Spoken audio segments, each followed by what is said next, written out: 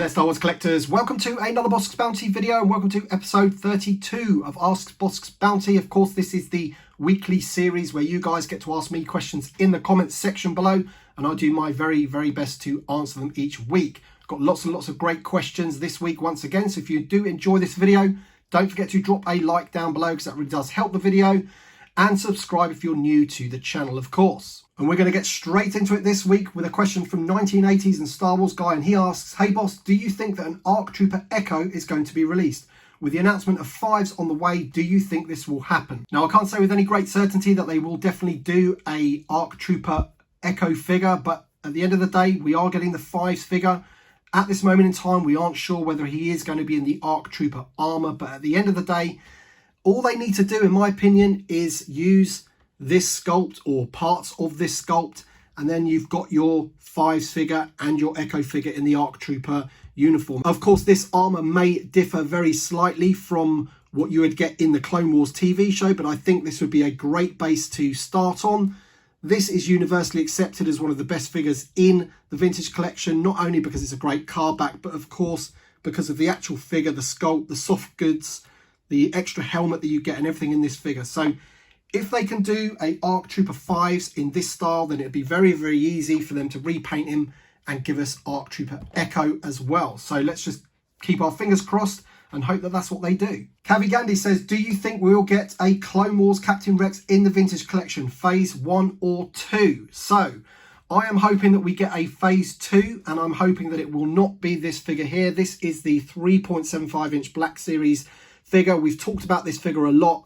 However, I'm going to throw up an image on the screen right now, which is a figure I do believe that Hasbro put out as a prototype, and it never actually got made. But you'll see by the image, it is an incredible Captain Rex. I think it would look great. It's very reminiscent of the 6-inch version with the head sculpt and everything. So if they could give us something that looks a little bit like that, I'd be very happy indeed." Siski Games asks a question, "Do you want to see stands, etc. in the Vintage Collection Black Series packaging?" I think I've been asked this one before regarding stands in the Vintage Collection, why they don't do it. I personally wouldn't want them to do it. I think it would ruin the aesthetic of the card. Obviously, if you had a stand in there at some point, it would kind of ruin the figure in the bubble there. Absolutely, for the Black Series, though, I think a lot of those figures could do with stands. They've tried putting them out in some of the exclusive figures with those triangular shaped stands, which don't really work too well, so they haven't really nailed that side of things really. But Black Series, I think they would look okay in the box, but Vintage Collection, I just don't think you'll be able to get away with it. CyberGoji 2003 says, "Hey Boss Bounty, do you think Hasbro will re-release the Vintage Collection Republic Gunship someday soon?" I can only say I hope so. I don't own that vehicle myself, but I think it might be the same case with the Slave One, that they re-release it in the anniversary of the Attack of the Clones perhaps. When is that? 2022, is it? Correct me if I'm wrong, I think it might be 2022. So that would be absolutely awesome if they got that Republic Gunship that they gave us in the previous Vintage Collection, weathered it up, made it look better, add some extra features or something to it, and I would be at the very front of the queue to buy one. Darth Vader 11 says, "Hello Boss Bounty, love your videos and keep up the great work." Thank you very much, my friend.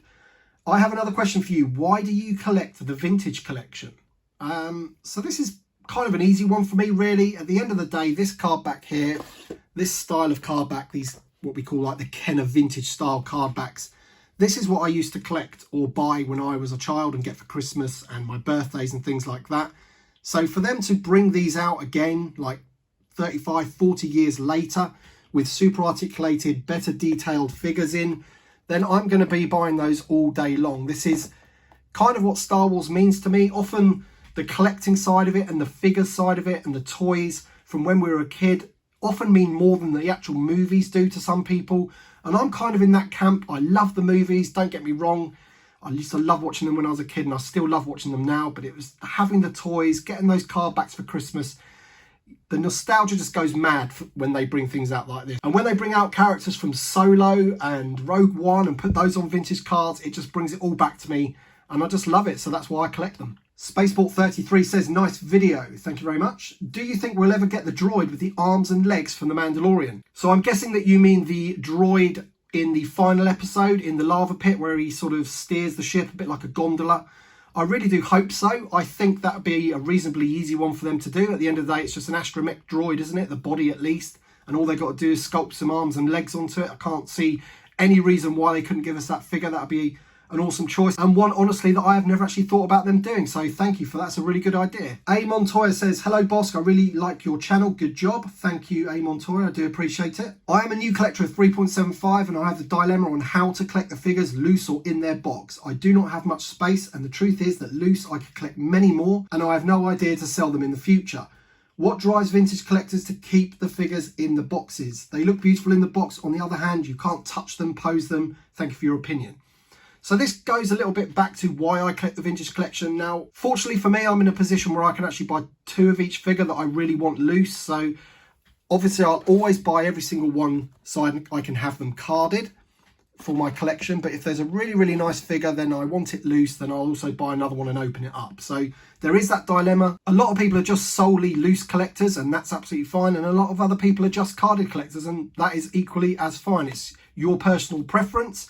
I like them both. Unfortunately for me, I like to have them loose and to have them carded, which is a bit depressing on the money side of things. But essentially, I'm of the opinion that the vintage collection especially is the one line that can really be kept carded.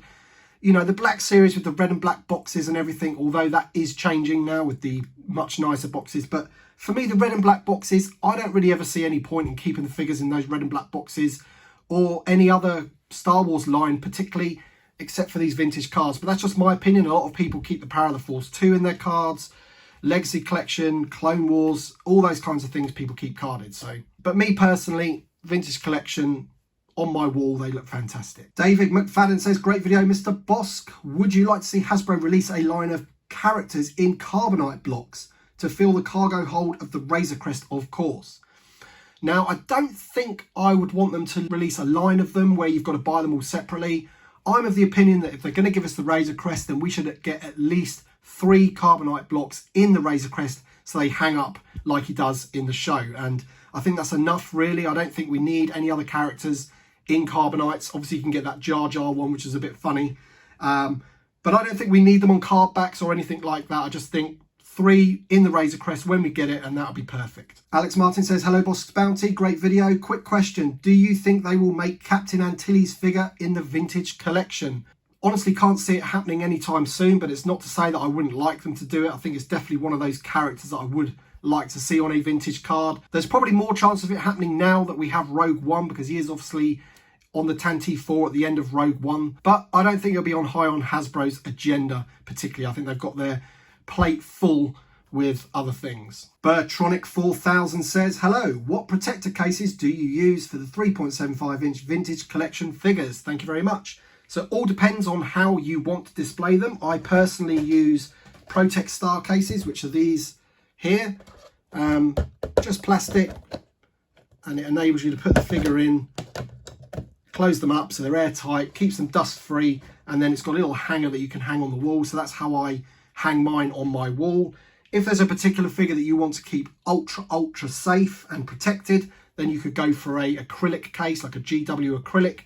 I tend to use those only for my sort of vintage carded figures like this. These are hard acrylic, so you know, if you drop that, it'll probably be all right, and obviously dust free and everything as well. So, but that's, yeah, for vintage collection, Protect Star cases. Rich Kuzan says, hi Tim, great video as ever. Thank you very much, Rich. My question is, what would you think to Hasbro upgrading to vintage collection standards the original series of mini rigs? I personally would love a Cap 2 with ball jointed arms and legs and weathered appearance, and it would offer slightly more cheaper vehicle option into the range. I'm all for that, my friend. I honestly don't think they would do that though, personally. I think if they're going to give us any vehicles that are in the vintage collection, it will be vehicles that actually were in the films and that people are familiar with. Obviously, back in the day, they wanted to fill out the line of vehicles, giving a cheaper option. And this is how they did it with the mini rigs. So obviously the Cap 2 was never in any of the films. We don't even know for sure that it was Bossk's ship, but they've got Bossk on the front cover there. Weirdly enough, they've got the Rebel Hoth Commander in the back of it there, which is a bit weird, but obviously that's how it was back in the day, and I wouldn't have it any other way. I love those boxes. And yeah, mini rigs in the vintage collection, I would love it, but I just don't think it'll ever happen personally. All right then guys, that's the final question for this week. Thank you very much for your questions. If you do have a question for next week, don't forget to leave it in the comment section below. drop a like down below for this video. Thank you very much for watching as per usual, and we'll see you on the next one.